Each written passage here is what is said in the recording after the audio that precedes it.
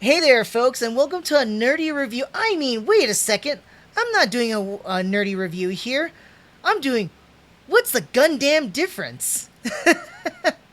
For those who are not in the know here, and this is the first episode of this too, this is a new little segment series I'm doing on my live stream here, where I will be examining and comparing the differences between like a Gundam series itself, basically the Gundam series, and comparing it to the compilation movies in the Gundam franchise. In today's episode, I will be reviewing Mobile Suit Zeta Gundam alongside with a new translation. So I want to give you a little bit of a preface and still a little bit of expectation here too. So first and foremost, and this is a warning for you live streamers too, I'm giving you fair warning right now. This entire conversation, this entire segment, will have major spoilers for both Mobile Suit Zeta Gundam the series and a new translation. If you do not want any spoilers whatsoever, please jump out of the live stream or turn off the video. If you want to know more about like the movies in the series, you can check out my previous 2 reviews too, but definitely come back to this at a later time, because I'm going to break some stuff right now, and I don't want to ruin your viewing experience. So this is your warning. This is the final one here. I'm going to go give you guys a little bit of expectation, but that's about it. Now's your time to turn away now. Aside from that, I want to set a little bit of an expectation too when we're talking about the movies in the series. Now, I'm not going to be doing a very comprehensive video or live stream of the changes. Again, this is a 50 episode series turned into 3 hour-and-a-half-ish movies. This basically chops out a lot of content, a lot of filler, but a lot of also important character development and important plot lines too. So what I'm going to be covering in this segment here is mostly just covering all the major changes, the more noticeable ones.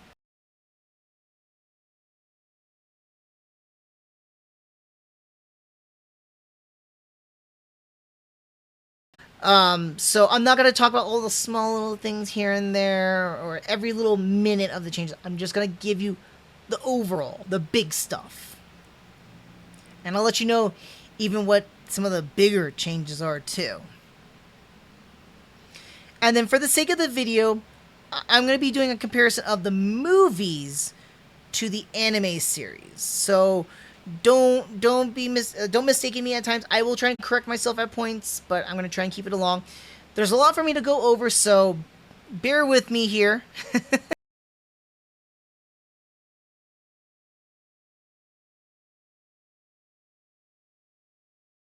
So as we already mentioned here, most of the story is going to follow what we already know. I'm going to break this down into 3 of the movies each. The first one we're going to talk about, what I just put on screen here, is Heir to the Stars, the first movie. Now, the movie opens up pretty much the same way that we see in the original series here. Char infiltrating Green Noah 1 with Roberto and Opoly. But it's just made a little bit more leaner and faster. A lot of cuts here and there, but it's pretty much the same thing, just faster pace. One of the bigger change, or one of the real changes, not a big change, but a real change here is the introduction of Camille. In the series, we're introduced to Camille through his school, alongside with Fa and so forth. In the movies, though, we're introduced to Camille already in the interrogation room after attacking Jared. We don't even see that part yet. That comes in much later on in a flashback for Jared. But we see Camille and introduce to him like that, where they're already accusing him of being a AUG sympathizer. So it's already changing the tone and how we identify Camille to begin with. Speaking of that too, we don't get to see Fa at all until later on, after Camille steals or takes the stolen, or flies over with the stolen Mark II above Fa. And that's how we first time see Fa as well. We do see Jared as well, but we're introduced to him being an absolute klutz and dropping the, if I'm not mistaken here, Unit 2 into the Federation building, or Titans building. We're going to skip a little bit in the timeline here too, And as we're skipping along, we get a new footage with Bask and Camille's father, Franklin, as they're talking about wanting to get their hands on the AUG's new mobile suits. In this case, kind of like talking about the Rick Diaz, and then Franklin really taking akin to what Bask had said. We do get the scenes where Camille's mother, Hilda, and Franklin talk to each other, and even Hilda talks about and mentions about Franklin's mistress. We don't really get much of a confrontation between these two, and a lot of the scenes between the two were cut out for the most part as well. So, with these cuts, alongside with building up to it, it makes Franklin appear more of a colder character to Hilda, alongside to his son Camille. More focused, again, as Camille would mention later on in the movie, more focused on the mobile suits and more akin to what Bask was saying, like, I want to get my hands on these new mobile suits. These kind of things. Or like, I want to know more about these new mobile suits. We're going to skip a little bit more forward. Hilda's death still remains the same. Camille being affected by that. And just to preface it a little bit more too, another change that occurred during this portion, so I kind of jumped a little bit of ahead. So beforehand, as it builds up to that particular scene with Hilda's death, Emma does come over aboard to the Argama, but they added in new sequences that Franklin was in tow with her and had to go use the bathroom and make an excuse.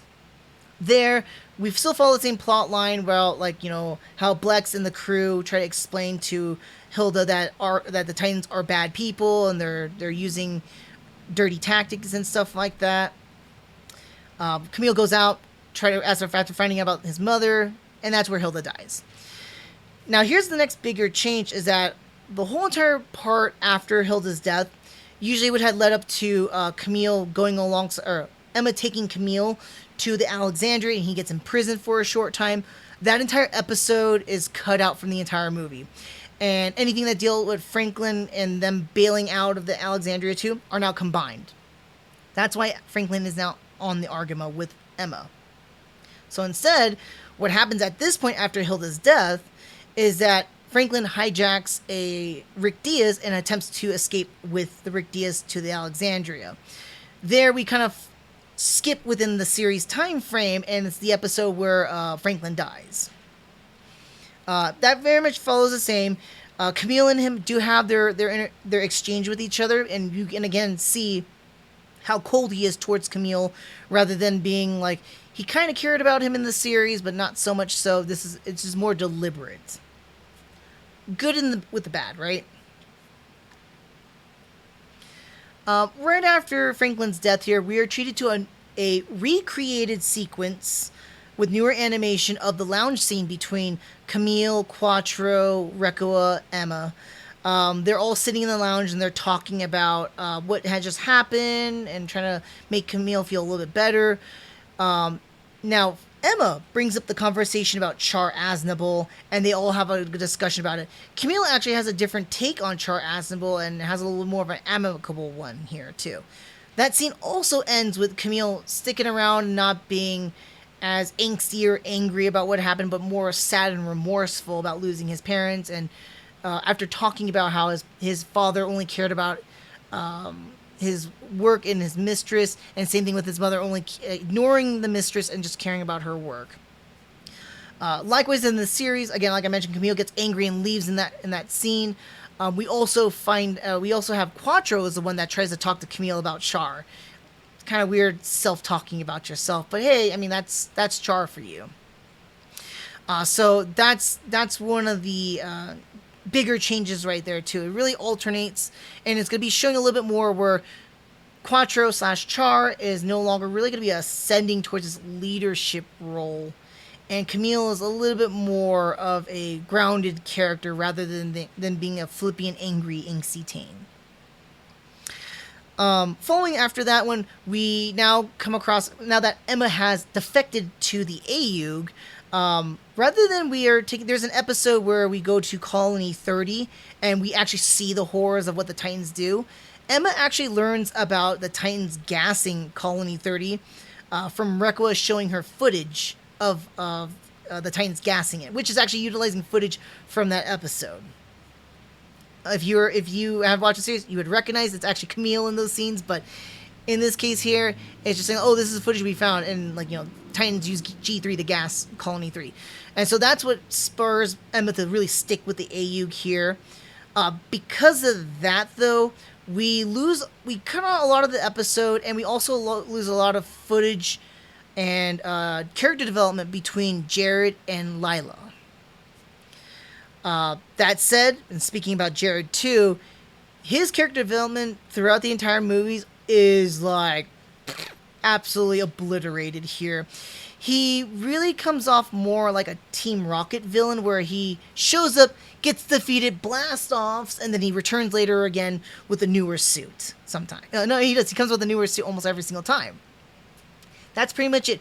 Rather than being an actual consistent and a viable antagonist for Camille, he just is randomly reappearing, and he just somehow doesn't die. That's it. So it's kind of sad. I don't like Jared, but I do respect him as a character because his development is pertinent to Camille. And with that removal of Jared's character developments, we remove quite a bit of Camille's as well. That said, we're going to move along in the time frame too. So with Colony 30 the Colony 30 episode being removed, we're quickly brought towards bringing Bright and Fall into the Argama. We do get an introduction of Scirocco in his Macella as he flies by, but that's about it. He flies by the shuttle and startles Camille and Quattro, but there was no fighting. Unlike in the series where we do have an extensive fight scene with the two, or the three, but in the movies, he just flies by, freaks them out, and then that's about it. So that was kind of important though, because we get to see a little bit more about Scirocco and get to have an idea of this mysterious man from Jupiter. So we're gonna do another jump here too. So now we're having the kind of plot lines now geared towards, hey, AUG is gonna team up with Karba to attack Jaburo, Titan's headquarters right now. So with that, we are then brought onto Earth, and then we see some scenes between old faces that we're familiar with from the original series of Mobile Suit Gundam. Again, we see Amuro, Fa, Kika, Katz, and Let's. And even though we do get to see him, a lot of Amuro's discussions with them and interactions with them are cut down to a minimum, especially later on when we get to the airport scenes. What's really kept intact here is Katz lecturing Amuro about, like, why aren't you paying attention? Why are you in with the AU? Why aren't you doing something? That kind of stuff. That was kept in there for there, but other than that, a lot of it was excised for the movie's time frame. We're going to jump back over to the Argama as they're doing their drop-off from Earth's atmosphere, basically. And this is where we combined. We took a lot of the episodes between Jared and Lila here, and a lot of the development. Here at this point, though, with the drop-off, instead of Lila dying earlier, we have her dying at this point alongside with Kakarkan. So she dies at the space portion of Earth's atmosphere, dying in a similar way that she did in the series. And then Kakarkan also dying the same way he died in the series, where he tries to attack Camille, fails, and then his Balu deploys, and then Camille just does a dishonorable kill, basically. But, it's an opportunity he did not want to waste, and kills... No, I'm sorry, he doesn't shoot Kakarkan. His glider got too close, and then pops his Balu. That's basically it. That's pretty much it. Reason why this is kind of important, though, is that the movies try to use those two deaths to fuel Jared's rage and anger towards Camille as we get towards the Jaburo fights inside underground Jaburo, right? And the conflict between Jared and Camille, because Jared has his hatred for Camille and the Mark II at that point. Whereas we lost a lot of more, again, that character development between Jared and Lila. We did keep some of those scenes, but not by a whole lot. And a lot of Jared's development as a character is axed and tossed out the window. So, again, everything that truly fuels Jared is just more of that moment rather than the overall arcing that builds him up. Losing someone he loved, and then losing his best friend, and then furthermore when we get to the fights underground Jaburo.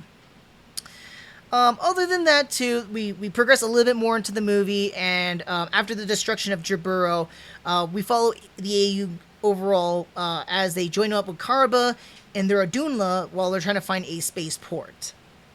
In this process, we are then introduced to Burian and Rosamia.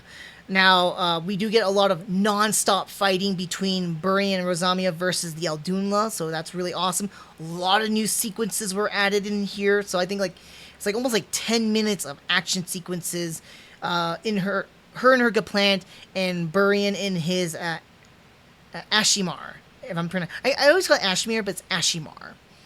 So they're doing all the fighting right there. At the end of we're coming at the end of the movie now, and at the very end, Amuro and Kotz joins up with the Aldunla, just like they did in the series. They chase away Burian in the same manner alongside with Rosamia. And then there was a smaller, slightly newer scene with the reunion between Char and Amuro for the first time.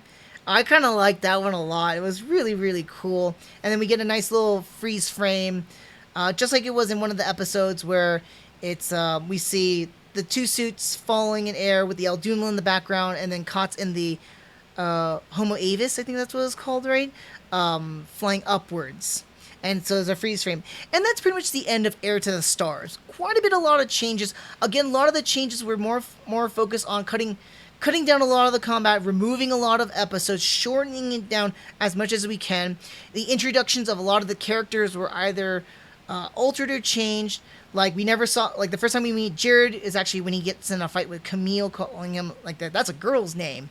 And Camille, we met him first at school. That's not happening. In fact, we see him in the interrogation room, and we think that he's now an AU member off the bat. So that's how they try to build the story off of. And a lot of sequence changes too, and different placements of where characters had died or certain moments as well. So that's pretty much it for Heir of the Stars. Let's go ahead, and we're going to be moving on to the next movie here, and we're going to go into Lovers. I like how they actually title it right there too. Sorry, I had a little hair on my glasses here. And yeah, I just want to know, I really love these posters. They're really cool looking. I just gotta say that. Anyways. So with Lovers, literally continues where the last movie left off. It has no breaks. So we are still following the Aldunla. They now plan to go to the Hickory spaceport to help Quattro and Camille get into space. We get still a lot of new fighting sequences, especially with Burian and Rosamia versus the Aldunla's crew. In this case, Quattro and Camille. Burian's death remains relatively the same. It's in newer animation though, so I would say it's an alternative scene, but it's the same thing, same way he had died. With that though, Kotz never sorties in the Mark II. And does some of the stupider things that he does in the series. So that's completely omitted and removed out. But we still use a lot of the sequences that the Mark II was fighting in that time frame with Rosamia. And it's just imposed that Camille's using the suit. That being said, too, we still see the Rosamia's Gaplant's destruction and her ejection from it. But this is where things get a little bit weird, and I'm going to kind of jump way ahead, too. Is that it's not really confirmed whether or not Rosamia is dead at this point or is still alive. Yeah, we don't know whether or not she's still alive or not, because we see her ejected from the Gaplant, but not really impacted by the explosion truly or anything like that.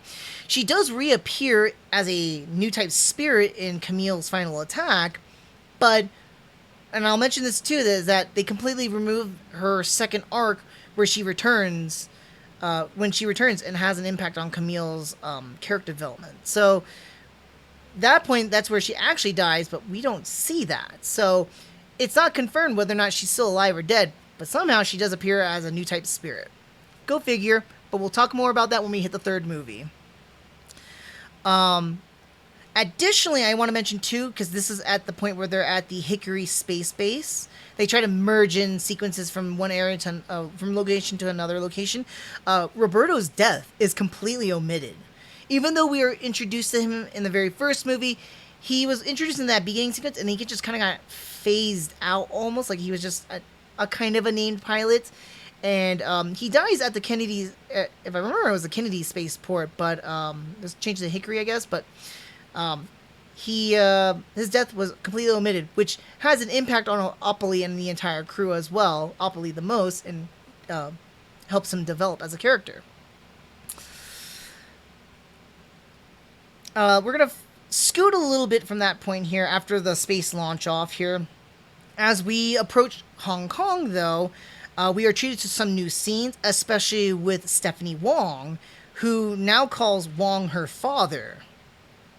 Which is weird because in the series, those two have no relation to each other than Wong, or like they're working with the AU. That's about it.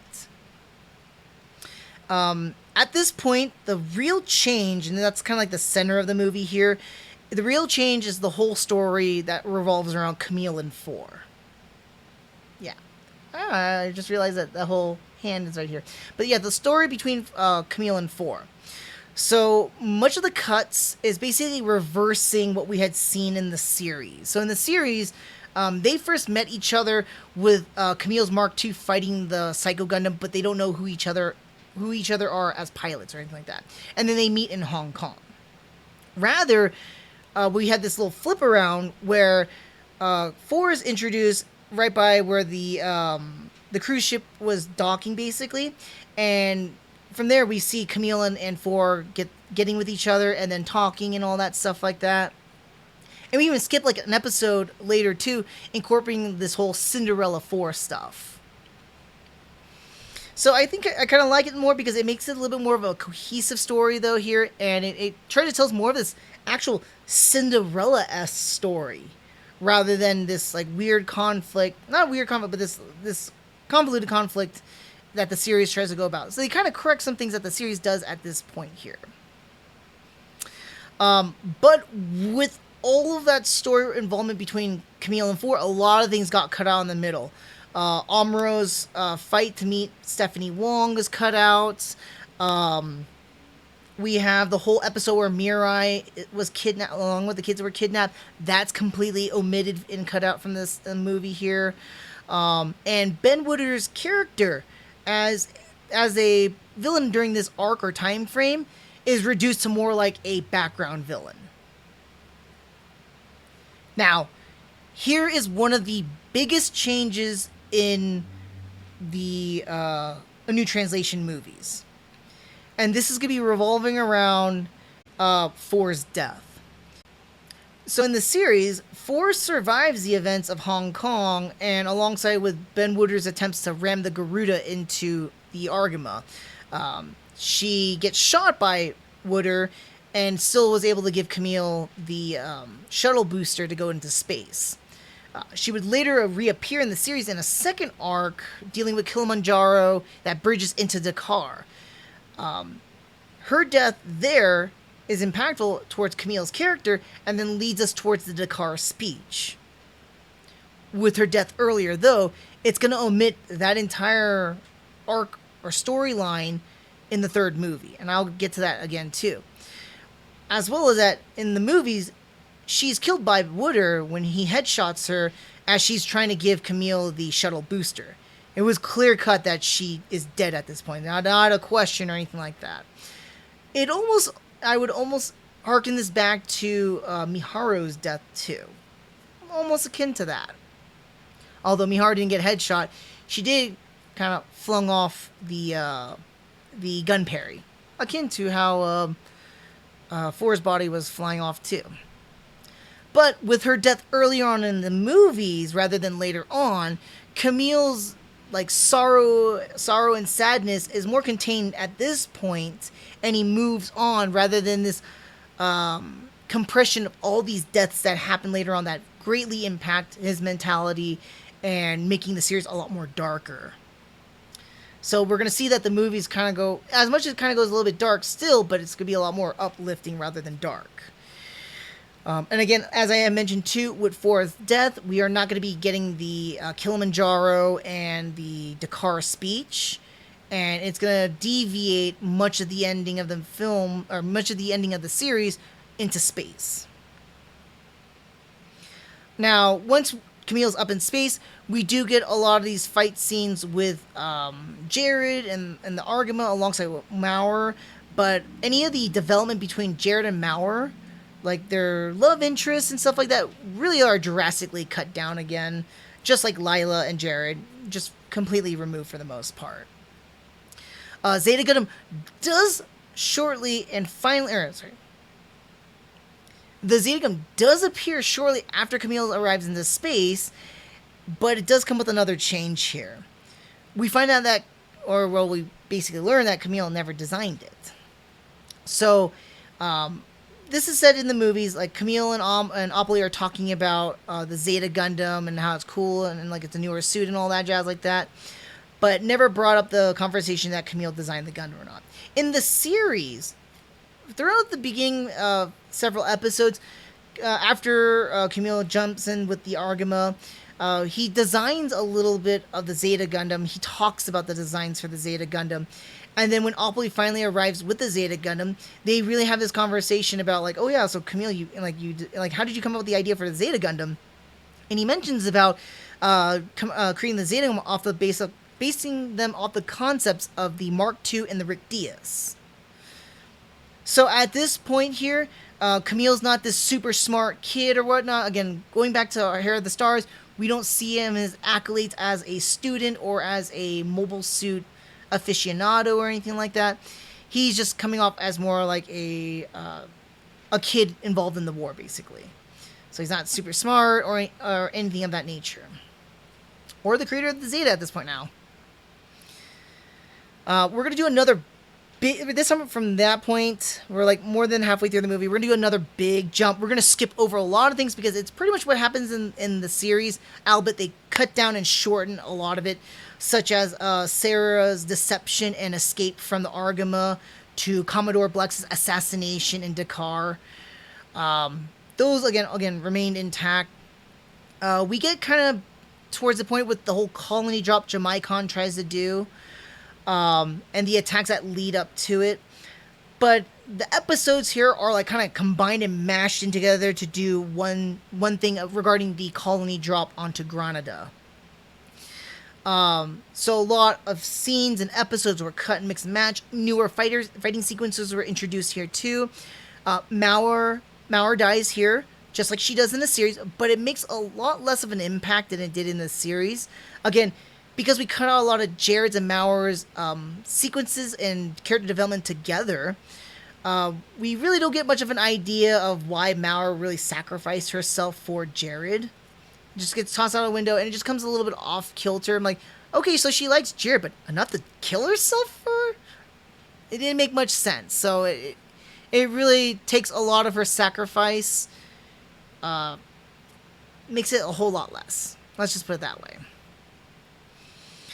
And again, now for the remainder of the movie here, we're going to kind of like jump a little bit more ahead too.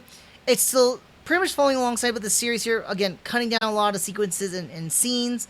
Maybe a couple episodes here and there too. Basically,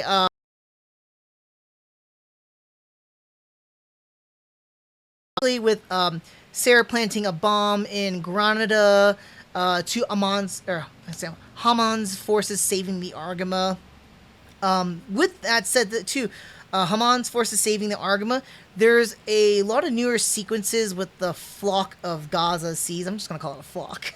A flock of Gaza Seas saving them and stuff like that, and like being around the Argama menacingly almost. I do want to say, though, and I can't really pinpoint it at this point when I'm doing the series and movie comparison here, but somewhere around here, though, we lost out on the episode where Rekko is sneaking into the Dogo Skier, meeting Shirako, and Jamaicon's death is completely omitted. Now, while Jamaicon's death being omitted isn't really big, he is kind of a key Titans character, so it was kind of important, but I guess for the sake of the movies, he wasn't important enough. I mean, he is the one that did the colony drop idea, so I don't know. But removing Rekko sneaking into the Dogo Skier, meeting Shirako at that point too, really takes away a lot of her development and reasons ascertained to why, after she got rescued by Yazan, that she really sided or wanted to join up with Shirako. Now it just seems that it's going to be more like a new type lure than anything else, which contradicts some of the new type stuff that we'll see later on in the next movie. I also want to mention, too, I'm going to kind of backtrack a little bit, too, with the removal of Rekua's sneaking in scene, too. Back in the first movie as well, with Heir to the Stars, we lost a lot about Rekua's going through the jungle and meeting up Kai Shiden. A lot of that was dropped off, removed. By the end of the movie, the next time that we see Rekua after she leaves off for Jaburo is that Camille rescuing both Rekua and Kai before Jaburo explodes. So I just wanted to kind of jump back to that. Other than that, jump back to Heir to the Stars. That is the end of Lovers. So again, we kind of see some more changes here with the storyline and the characters. More so we see with the change for Four's death. Her death really has a significant impact in the story timeline. And that's where, like, we kind of have a little bit of a deviation, not by a whole lot, but by the second movie, this is where I say it's like Back to the Future 2. We now have an alternative timeline now. Where 4 was supposed to die over here, 4 died right here, diverging the timeline and now creating this separate path that will now deviate, and you're going to see bigger differences in the third movie here. Now, with that said, we're going to be moving on to the final movie, Love is the Pulse of the Stars. I gotta say it again, but I love the length of that name. With the movie beginning, we continue where we last left off. Most of the beginning remains intact with a lot of new scenes here. Again, we got from the botched meeting with Axis and Haman with the Ayug to Yazan's Hambrabi attack that leads to Rekua being rescued / captured by. Not a whole lot changes there. Just a lot of scenes are shortened or cut down. Maybe an episode or two was removed. The action sequences combined. This is where things is going to get really messy. Now, that was just the first, like, I want to say, not even quite 20 minutes of the movie. The remainder of the movie is going to get very messy here. I'm just going to give you the plot points, and I'm going to hit on all these other changes. But basically, the plot follows like this, and this is where it gets really confusing. Bask wants to use the Grips Colony 2 laser on Granada. We have Haman building a dicey relationship with the Ayug, and then we have Haman's failed meeting with Jamai Khan. Jamitov. Sorry. So that's going to be, so if this is the timeline of the movie, right, we just got to this part, we're going to get to this point of the movie, right? So all that time frame right here. Now, in the series, at that point, the second 4 arc takes place. What took place in Kilimanjaro, and then the Dakar speech takes place there. So, what the movie tries to do is keep everything in space throughout the entire time instead of going back to Earth. Because of this, again, Ford's death doesn't have a huge impact on Camille going forward from that time frame. And Char doesn't really develop as a character. The Dakar speech was important. With Blex's assassination earlier on in the second movie, Blex wants Char to ascend and take his role as Char Aznable, right? And be the leader of Ayug. In the series, he does this by going to Dakar and doing that speech. Because that part never took place... Oh, I apologize.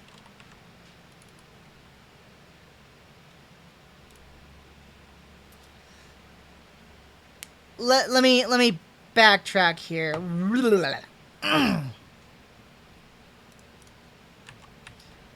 Alright, so with that said, Lovers is over. We are now going to be jumping into Love is the Pulse of the Stars.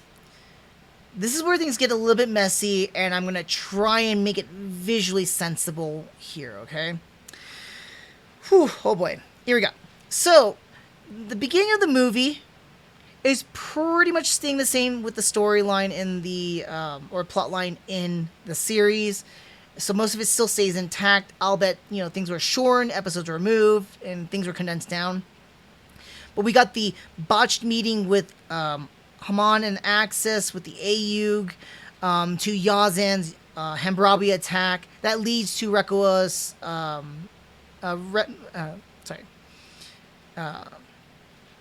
from the botched meeting between Axis and the AU to Yazan's Hammurabi attack, which led to Rekua's like rescue capture. I don't know how you want to put it, but rescue captured by Yazan.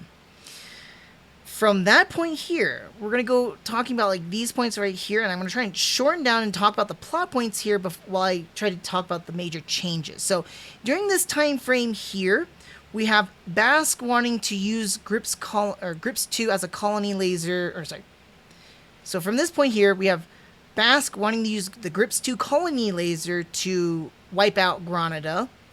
Haman building a dicey relationship with the AU when she comes on board to the Argama. And then Amon's failed meeting with Jamitov, where Jared attempts to kill her and she cyanide bombs them and stuff like that. So that's that point right here. Now, series-wise, somewhere around that time frame, that's where the second 4 arc occurs that happens in Kilimanjaro, alongside with the Dakar speech.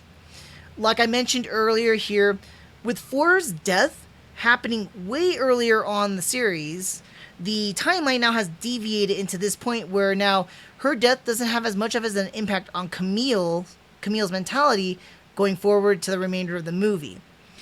And because they don't have to go down into space for Dakar, everything is now maintained in space, keeping, again, a streamlined story or plot within the space time field. But, again, with that change, though, we now lost Char's major character development in the entire series. Back in Lovers, Blex's assassination, Blex was trying to encourage Char to now Quattro to become who he is, Char Aznable, and lead the AU. In the series, he does this by doing the Dakar speech once they get down from Kilimanjaro. Without any of that taken out, or with all that taken out, Char no longer has any more character development. He just remains as a soldier and content that way. He does not develop as a leader. He never steps into his leadership role. So that's completely obliterated. So with the changes of Char's development being completely removed, we now continue with the remainder of the movie towards this portion here. I want to say, I can't give you a timer, but giving you at least a visual gap frame here, right? And we're going to continue with now AU making their assault on Titans, attacking their new home base, which is the Gate of Zedan, which is Abaraku, and then getting help from Axis, literally using the Axis asteroid to ram the Gate of Zedan. At this point here, there's a lot of the fights. A lot of episodes are cut. Fight sequences are mixed and mashed into this point here. And one of the major character deaths, Opoly, who dies here, dies the same way that he does in the series. So the only thing that was changed is that his impact of his death and how it impacted everybody on the crew of Argama. Following after that point, we do get Haman's second meeting with Jamitov and then Kat's failed attempt to assassinate Shirako. Much of that remains the same, albeit cut down and made faster. And then, of course, Shirako using Jamitov's death to get the rest of the Titans to rally behind him in his cause.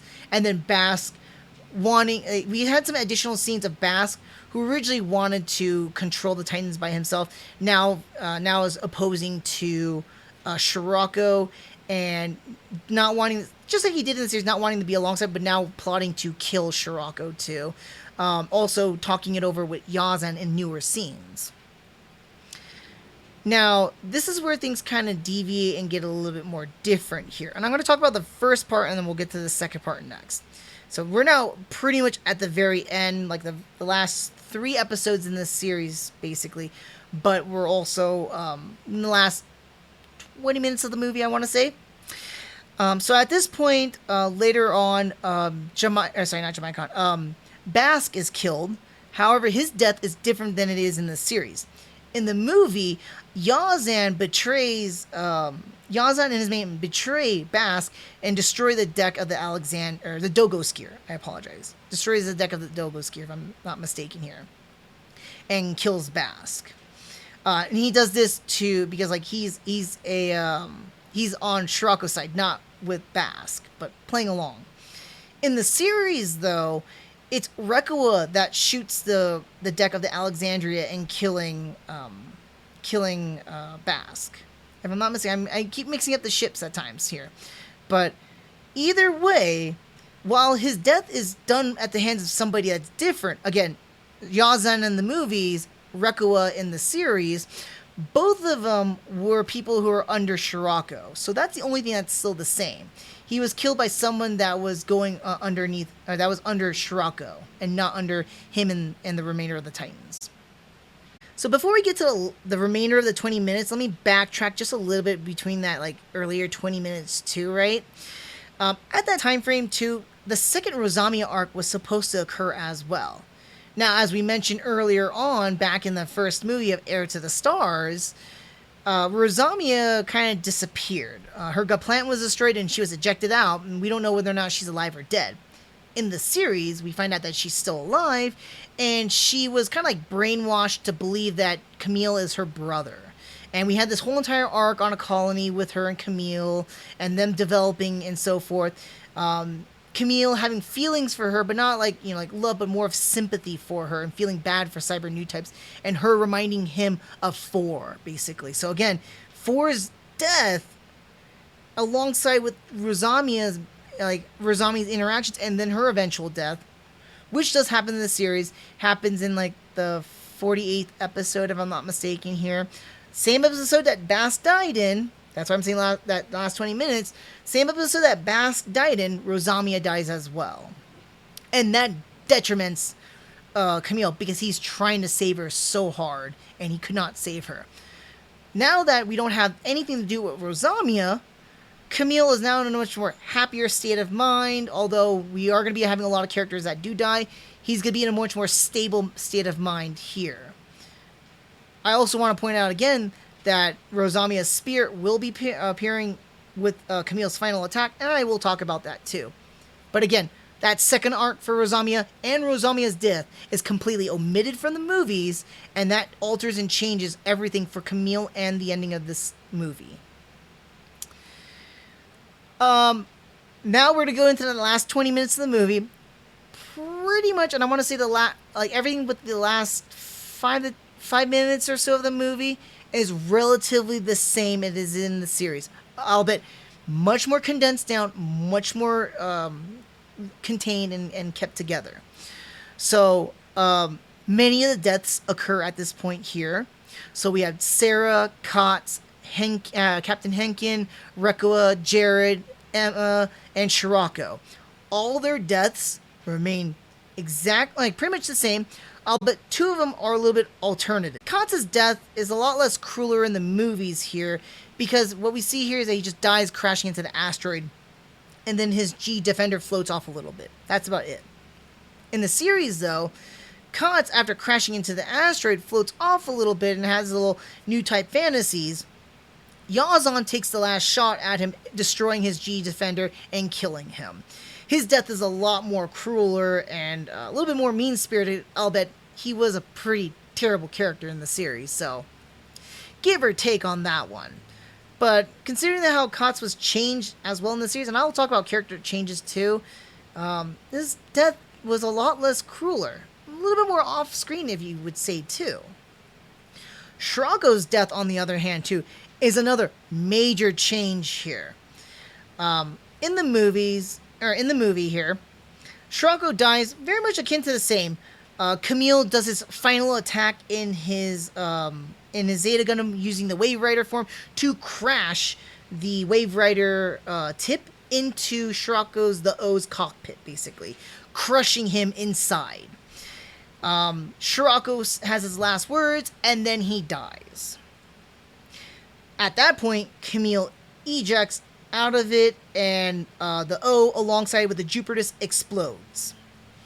Camille transforms out slowly from the Zeta Gundam and appears to be completely fine from those events, and nothing else beyond that. I'll talk a little bit more about that ending too. Actually,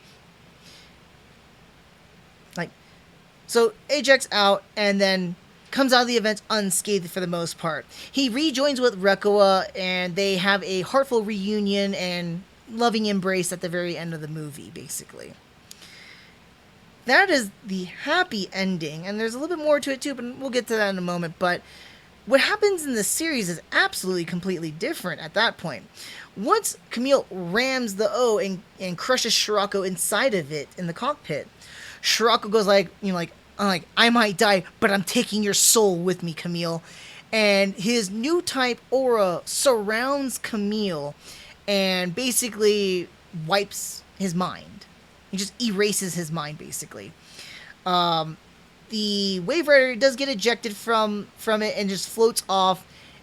The O explodes alongside with the Jupiterus, and the Zeta Gundam floats around. Fa tries to check in on Camille, but Camille's not really responding back to her directly. He's just kind of babbling randomly in his suit. And Fa is horrified to the fact of the matter that Camille is pretty much turned into a vegetable. The series ends off with them trying to take the Zeta Gundam back to the Argama. Things seem kind of dour and like very, very sad and grim a bit. A lot of people have died. A lot of people were lost. But the Titans have been defeated, and the Axis is a looming enemy in the front ahead. And that's kind of how Zeta Gundam ends, series-wise. Continuing a little bit more with the movies, though, and that's where that big difference is that we get that happier ending with Camille. He gets more of a fulfilled ending. We also get more conclusions with a lot of our original characters from Mobile Suit Gundam. So we get some concluding scenes with Amuro, Kika, Let's, and Fa talking about things, and it seems a little bit more relaxed there. We also get a extra scene with Kai meeting up with Sayla, and Sayla actually has a speaking line here too, which she didn't have in the original series, but has a speaking line with Kai, and again resolves some things. And then we also get some brand new scenes with Haman and Minerva talking about the Axis going to the Earth side and just ending some things, and it seems a little bit more optimistic rather than pessimistic. Again, much of this ending is much lighter, much happier, and dare I say it, Hollywood-esque. So those are some pretty big differences here. Again, one thing I do want to kind of backtrack a little bit too is with Camille's final attack on Shirako here. We do see all of the new type spirits that had died during this battle here.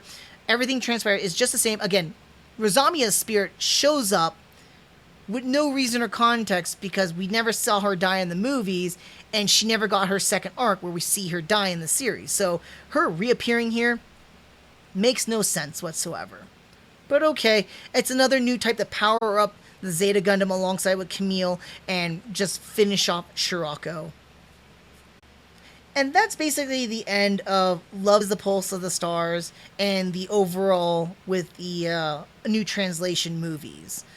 Quite a bit of changes here, especially with this last movie. Again, like I mentioned here, we shortened down a lot of conflicts and fights, removed a lot of episodes, kept everything basically up in space.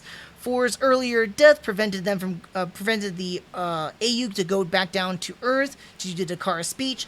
Char never fully develops as a character or as a leader, essentially.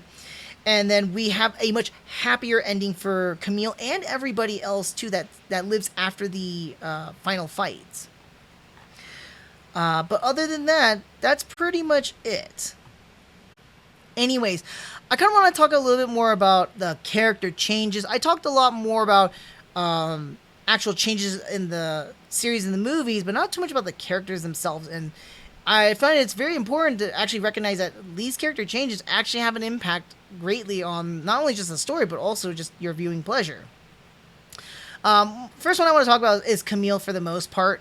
Like I kind of mentioned in earlier on already, Camille's character development, in the series, he comes off as this whiny, angsty brat, and he develops more as a pilot. He's still an emotional pilot, though, but he's more attuned, especially with his new type abilities and so forth.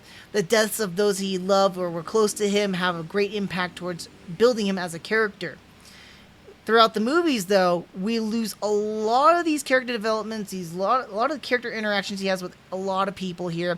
We're mostly focused on, like, in the very first movie, we're focused more about Camille's relationship with his parents, even though that was very small. He makes it a bigger impact. The second movie, we're only focused really more so between him and Four, and that's about it. And then the third movie, there is zero development for Camille for the most part. He is just there for the ride. He is the pilot. He's the cardboard character. So everything that kind of makes Camille our main protagonist and an interesting character is pretty much out the window here. Again, with his developments too, certain types of actions that would have taken place or certain things would have happened would have drastically altered the plotline of the movies. Again, Four's earlier death, alongside with Rosamia's omitted death, completely changes Camille's outcome in the end of the movies to be more of a happier one rather than a sadder one. Again, Four's death, towards the end, he was already sad and mopey about that, and then with Rosamia reminding him a lot of Four, and then her death, and he couldn't save her, is like a double hit, and that just drives it home with Camille being sad and super angry. She's not pictured here, but Fa really got sidelined here. She's like wallpaper in the movies.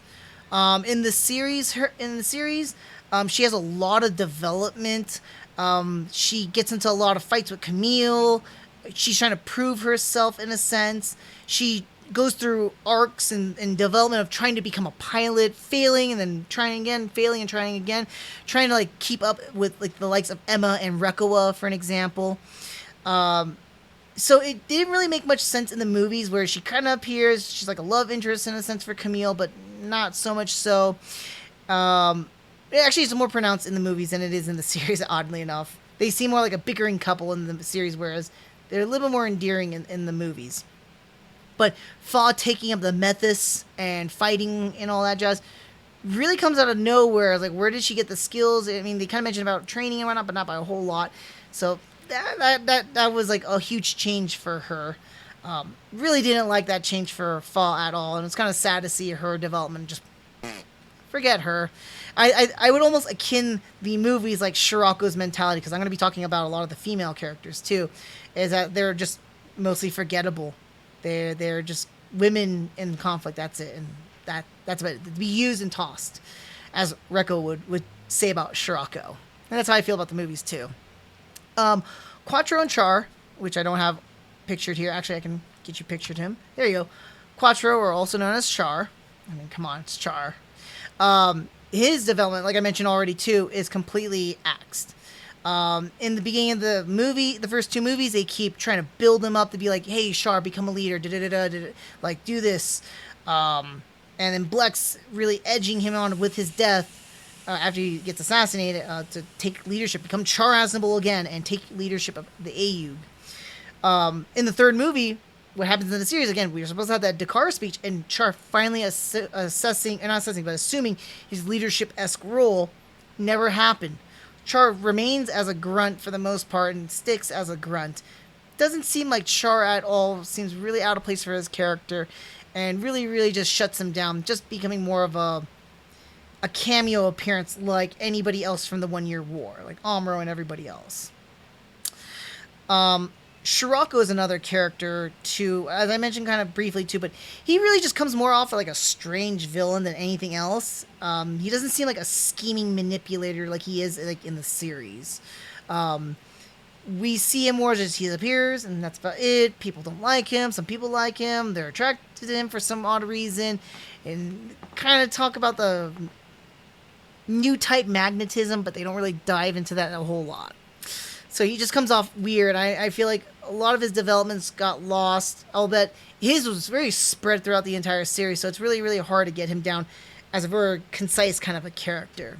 He was just a villain for the villain's sake and not really having too much of a motive or understanding behind that, for us at least. Rekoa.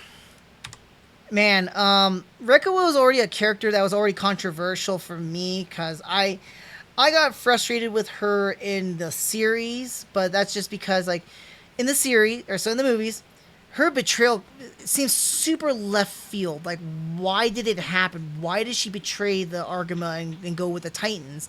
Why did she have this allure to Shirako other than like, oh, he's kind of a new type? We lose all of that, and she makes some throw out comments, which is in the series, but they kept it in the movies, which made no sense. Which is like, all the men in the argument are the same. They just want to use women and blah blah blah blah. And then same thing with Shirako and da da da da da. We kind of get that comment with Shirako, understandable. What did she mean about the argument? It doesn't make any sense whatsoever. So in the series, it seems like she had a tryst with Char. She might have some relationship with other characters too. We're not too sure, but at least we know she had something going on with Char. We kind of get an idea of that in the movies when he gives her a kiss, but that was super throwaway. It wasn't really anything. It didn't really mean much. Like, oh, the men just want to use women. Like, you position Char to give you a kiss. That's not really what you're saying, Rekua. Now, if we kept the scenes in the series, though, totally, it's understandable because men of the Argama did kind of baby her alongside with other female characters too, and she wanted to be her own sense of a character alongside with her tragedies of loss in the 1 year war, so it made more sense. And then of course the sneaking onto the Dogo skier, meeting Shirako for the first time, really gives off like, man, she can get that new type magnetism from him, and she kept on thinking about him and being lured by him. So all that being removed makes Rekua's betrayal make no sense whatsoever in the movies, but her betrayal in the series makes sense. I'll bet it's a little bit more frustrating, but at least it makes sense. You can understand where she's coming from. That said, too, there are actually some positive changes too. I want to at least highlight. Haman, of all the female characters, actually got a big boost for her. Haman actually gets some really good character developments and being more of a manipulator in the movies than she was in the series. In the movies, she plays off both the Argama, the Titans, and Shirako. And she's just like, I'm gonna go with whatever's the better suitor, essentially. Like, she's the one that's making the choices. She was the one that was controlling everything else, and she wasn't the one that was being played by anyone. She was the player. And I mean, ultimately, she does side with the Argama though, and was thinking twice with Shirako in a sense. But the dealing that she did, like, it made her a lot more of a powerful female character amongst the cast that we have here. Another change that happened too is Wong. In the movies, Wong was incredibly nice. He does have some words with Bright, and we relatively see him as a really nice guy. I mean, albeit he does have some different opinions at times, and it's very enthusiastic sometimes too. In the series, though, Wong is an outright jerk, a brash, obnoxious, at times overzealous person. That's just because he's the main funder for the AUG, so he just kind of like throws his weight around, saying like, I pay for you guys so I can treat you how I want. I mean, he gets into a lot of verbal conflicts with Bright as a captain, trying to make his commands of the Argama, and then he also gets into actual physical altercations with Camille multiple times. So I think it's a big change. The one thing that they did keep in there, which I thought was nice, is both series and the movies, they did keep the scene where he gives Shinta and Kum a drink each, and showing how he can be a nice person. He's a family man at points too, I would assume. Makes more sense, especially that in the movies, it's hinted that Stephanie Wong is his daughter, and he could be sensible towards people. Last person I really want to talk about for character changes too is Kotz. I again mentioned this, as I mentioned in the New Translation review, alongside with the Zeta Gundam review, but in the series, I hate Kotz with a burning passion. He's one of the few Gundam characters in the entire Gundam franchise I hate so much. And when he died in the series, it was a sigh of relief, because finally a terrible person is dead. that is terrible. Okay, but in all honesty, he's a very annoying character. A character that when he died, I did not have any remorse nor care for. But, and I say this because in the series, he does a lot of stupid things that will get anybody else killed. He has plot shield around him up until that point that he dies. He also gets a lot of the characters, Camille, Emma, Fa, Rekua, into dangerous situations, and then he would at times save them too. And it comes off like, okay, well, I saved you guys. I'm like, but you didn't really save us. You put us in this situation before, so you're rectifying a situation, not really saving us here. It's your fault to begin with. So that's a frustrating thing about COTS. A lot of those sequences, those episodes, those moments are taken away in the movies. The only thing that were really intact that was where you can see COTS can get very annoying was the first time when we see COTS when he was talking with Amuro about not joining the AU and just getting frustrated with Amuro. It's not as drawn out as it was in the series. It's just more poignant right there. It gets a little bit annoying there, but it's like it's reasonable because of how COTS grew up with Amuro on the white base and viewing him as a hero. Made sense. Fast forwarding a little bit more forward into the series too, or the movies, the other time that he was annoying was the whole thing that he had for Sarah and then wanting to free her from Shirako. So he gets this idea about infiltrating the Guadin and trying to assassinate Shirako while they're having a meeting with Haman, basically, and with Jamitov. And in the movies, it's much more shortened down, cut down, and much more palatable, basically. He's not as annoying or getting other people into danger, like Camille in danger, or Char in danger, or anything like that, too. So I thought that was kind of a nice thing there. I mean, other than that, and he showed a little dissent towards Xion. Not that it frustrates me or whatnot, but like in the series, he's so vehement about it. And it wasn't just him going there to assassinate Shirako. In the series, he was trying to assassinate Haman Khan because he does not like the Xion as well as he doesn't like the Titans. So that was his motive. So that was a big change for COTS there. He actually was he was a likable character. Well, not likable. Hold on, that's saying a lot. He was a tolerable character. He wasn't as bad as he was in the series. So, you know, that's critical when you're trying to build up characters here. All in all, that's pretty much all I had to say in regarding to what's the Gundam difference between a new translation and the original Mobile Suit Zeta Gundam series. But that's what I was able to discern from. Again, not super comprehensive, just a lot of the major changes and things I saw and noted down and really, really commit to memory, just because I had watched the series and I just watched the movies like back to back, basically. So I think that was like the perfect timing there. But tell me what you think. If you're watching this on YouTube, leave me a comment down below. If you're watching on the stream, comment like you're already doing right now. If you haven't already, make sure to follow me on my Twitch account when I go, so you get notifications when I go live for these live stream reviews and segments.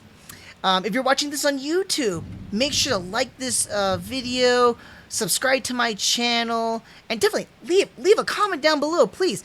Tell me what you think. Did you like the changes that happened in a new translation? Did you prefer the new translation over the original? What's your thoughts on it? Tell me. I'm curious what you guys got to say, too. Other than that, too, if you want to keep abreast about when I'm going to go live, you can also follow me on my Twitter account. On my Twitter account, it's when I post when I go live or what my schedules are like right now. So definitely check me out on all those platforms and make sure to follow me there on each and every one of them, okay? I do want to thank you guys for watching, and until the next live stream review or, you know, what's the Gundam difference, I'll see you guys next time. Take care.